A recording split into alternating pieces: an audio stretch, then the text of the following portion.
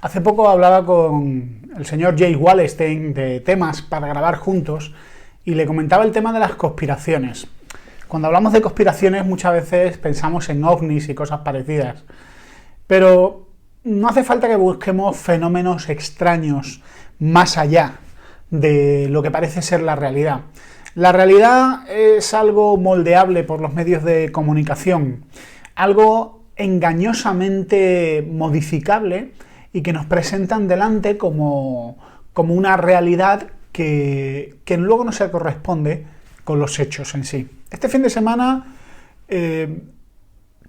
volví el viernes después de cenar con unos amigos y me comentaban que viera las noticias porque había habido o se estaba desarrollando un golpe de Estado en Turquía. Una facción del ejército había tomado algunos centros de poder de Turquía y se estaba alzando contra el presidente electo. Estos son los hechos. Estos son los hechos. Yo ya he estado leyendo bastantes noticias sobre el golpe de Estado en sí y las consecuencias que ha tenido, y simplemente con la información que nos dan los medios tradicionales, uno ya puede concluir que lo que ocurrió en Turquía no fue un golpe de Estado, sino un autogolpe de Estado, un 23F al estilo turco, con el objeto de que el presidente Erdogan pudiera realizar una purga en distintos estamentos y de esa manera garantizarse la lealtad de los más leales. El presidente Erdogan ha salido vencedor del pulso llevado a cabo por algunos sectores del ejército turco y lo ha hecho anunciando medidas contundentes contra los golpistas, asegurando que el líder pagará delante de toda la nación. El mandatario turco consideró una bendición lo sucedido porque le permitirá ampliar las purgas que lleva desarrollando en las Fuerzas Armadas, vinculadas de forma tradicional con un cierto laicismo entroncado con la herencia de Mustafa Kemal. Erdogan no es un laicista. Erdogan se presenta como un líder de un partido religioso, de un partido islamista. Fethullah Gülen, el clérigo musulmán que lidera el movimiento con su nombre y que ha sido acusado por Erdogan de ser la mente detrás de la del fallido golpe, ha dicho que existe una posibilidad de que fuera un golpe escenificado, no uno real. Quiere decir que todo ha podido ser una obra de teatro para que Erdogan alcance más poder. El disidente Fethullah Gülen, que se encuentra en Estados Unidos, él es miembro de una organización educativa que promueve el diálogo interreligioso, pero a la vez se presenta como una organización islámica tradicional, normal. Son musulmanes que van a defender el cristianismo, pero que no tiene poder. O sea, no tiene el poder suficiente como para movilizar al ejército y levantarse contra el presidente. Él es el cabeza de turco. Fethullah Gülen es el cabeza de turco. Un señor que está en el exilio, que podía estar ahí con un fusil en la mano en la televisión, pero que él mismo dice, esto es un golpe de Estado escenificado. Tengo amigos, conocidos, que viven en Turquía, hijos de españoles, que nacieron en Turquía, que conocen Turquía a fondo y que ellos mismos dicen, este golpe de Estado ha fortalecido la posición del presidente Erdogan. Y una de las cosas que todos se preguntan es lo cutre, lo deficiente, lo débil que ha sido el golpe de Estado. Unos cuantos soldados han tomado unos cuantos enclaves turcos, un aeropuerto, no el más importante, algunos puentes, la televisión, y han atacado a la policía. Pero no ha sido un golpe viable. Lo que le llama la atención a todo el mundo es que era un golpe con pocos recursos, un golpe que se posicionó mal, y parece que estos golpistas estaban esperando la promesa de apoyo a la hora de dar el paso adelante, una cosa muy 23F. Es decir, vosotros empezad que alguien le apoyaría. Ellos dieron el primer paso y se quedaron en la estacada, fueron aplastados por las fuerzas presidenciales, la policía y el otro sector del ejército que no es leal a los golpistas. ¿Qué es lo que ha pasado aquí? ¿Por qué este golpe ha sido tan fácilmente aplastado? ¿Por qué el presidente Erdogan aparece en una emisora de televisión mandando un mensaje por FaceTime, esa aplicación de mensajería de Apple, pidiendo a la gente que saliera a la calle y a las plazas a defender el orden establecido? Quiero decir, ¿qué sentido tiene que tú le pidas a la gente que está desarmada y que salga a las plazas y a las calles a defender al presidente frente a soldados que están armados, equipados, que tienen tanques, que tienen aviones de combate? ¿Qué tipo de apoyo es ese? ¿No suena un poco populista? ¿No suena un poco ayudadme, estoy débil? Pero luego manda un SMS a todos los turcos. Sigue teniendo el control de los medios, sigue teniendo el control del ejército y de la policía. Evidentemente, este es un golpe escenificado. Y muchas veces, para saber la verdad, uno solo tiene que estudiar, que analizar cuáles han sido las consecuencias de este golpe fallido. Y las consecuencias de este golpe fallido son muy claras. El ministro de Justicia de Turquía, Bekir Bozdağ, ha informado este domingo de que más de 6.000 personas han sido detenidas por su supuesta relación con el golpe de Estado fallido. 6.000 personas han sido detenidas. ¿Esto qué nombre tiene? Esto tiene un nombre muy claro. Esto es una purga. Esto es una purga. Estos son detenciones orientadas a capturar a los disidentes, a las personas que no apoyan al presidente Erdogan, quitándolas del medio, arrestándolas y quién sabe si quitándoles la vida, ya que el presidente, que ha llamado a este golpe de Estado una bendición, como diciendo qué suerte he tenido, dice que, bueno, que en Turquía no hay pena de muerte, pero que se plantean instaurar la pena de muerte no para cualquiera, sino para estos golpistas fallidos. Por otro lado, el Alto Tribunal de Jueces y Fiscales, que es un organismo que se llama HSYK, por sus siglas en turco, informó este sábado la destitución de 2.745 jueces y 140 miembros del Tribunal de Casación. 2.745 jueces. ¿Acaso estos jueces eran golpistas? ¿Acaso estos jueces se montaron en una tanqueta militar y se liaron a tiros frente al Palacio Presidencial? No, amigos, esto es una purga.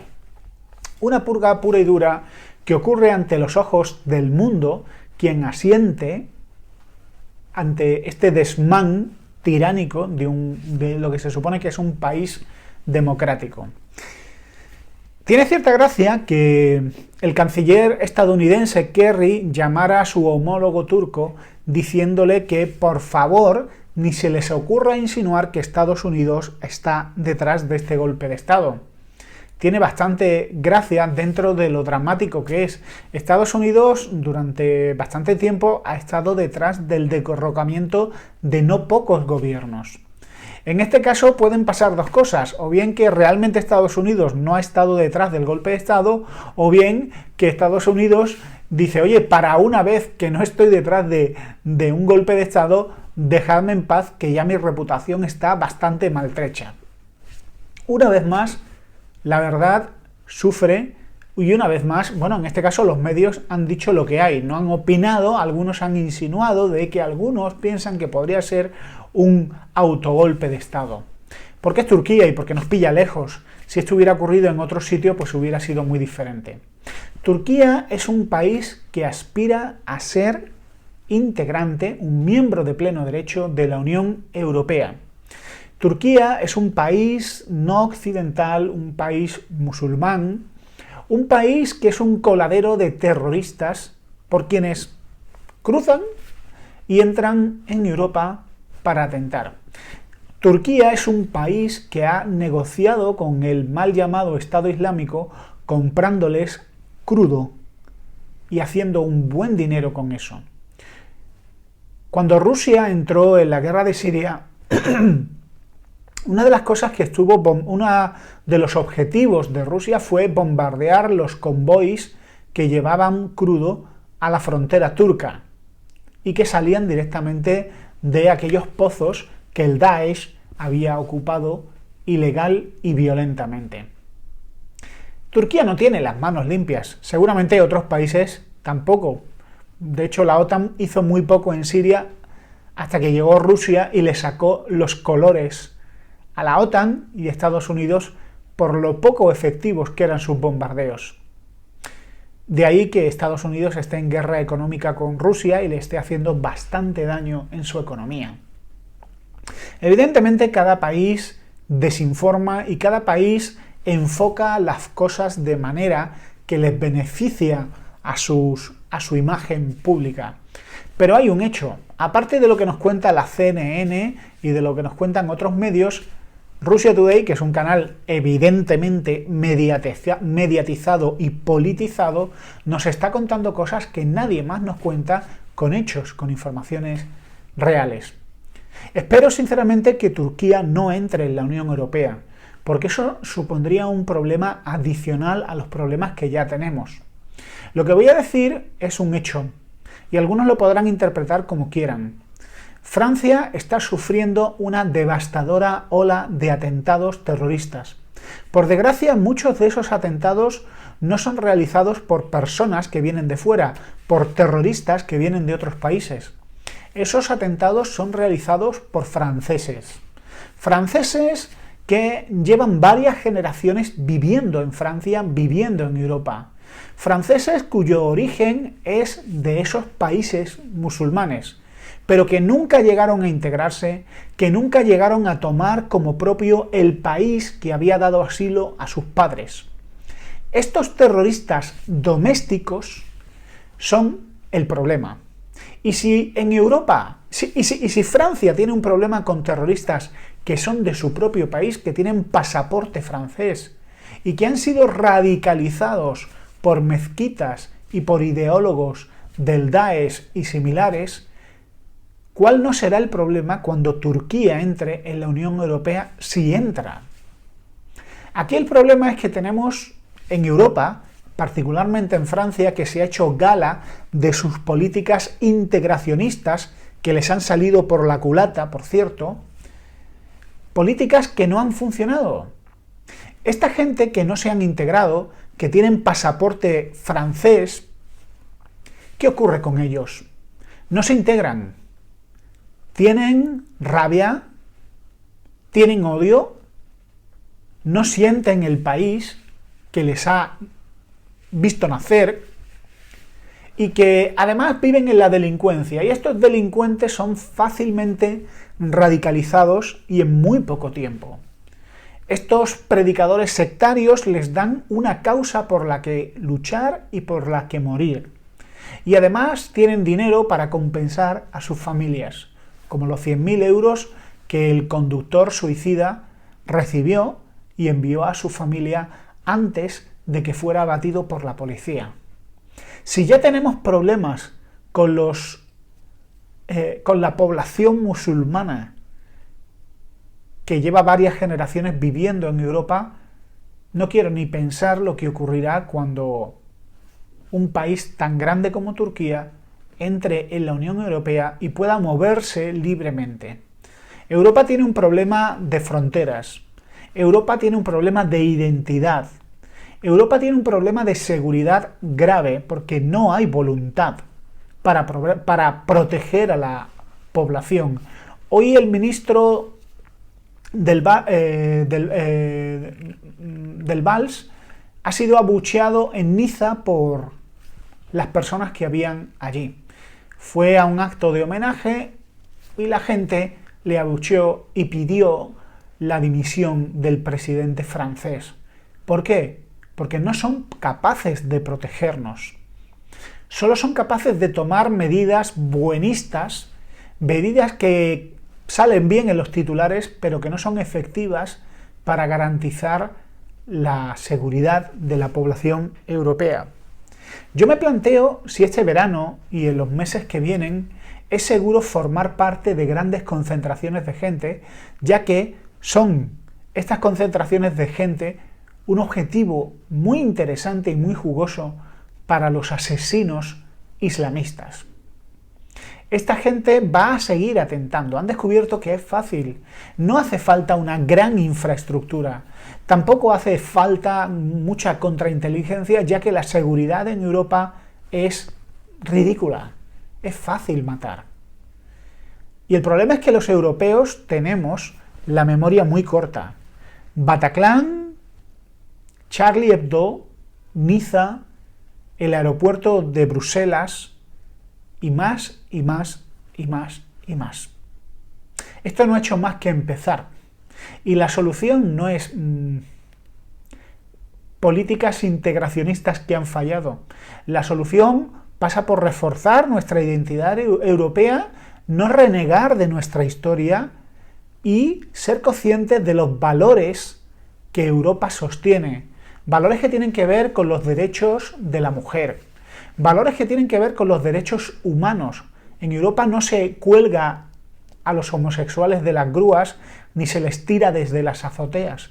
Y quienes hacen eso son asesinos y criminales que deben ser perseguidos. Las feministas europeas deben de ser conscientes que por muy mal que les caiga la Iglesia Católica, yo no soy católico, y en muchos sentidos la Iglesia Católica no tiene mis simpatías, pero el verdadero enemigo no está en Europa. El verdadero enemigo de las feministas, de los homosexuales, viene de fuera. Y viene de una ideología que no ha sido la ideología de Europa. O nos aferramos a nuestros ideales y a nuestras libertades, o pereceremos bajo otros ideales, otras religiones y otras restricciones. Más vale que pensemos y nos tomemos muy seriamente la amenaza que ya está pisando con sus botas y sus bombas nuestro continente.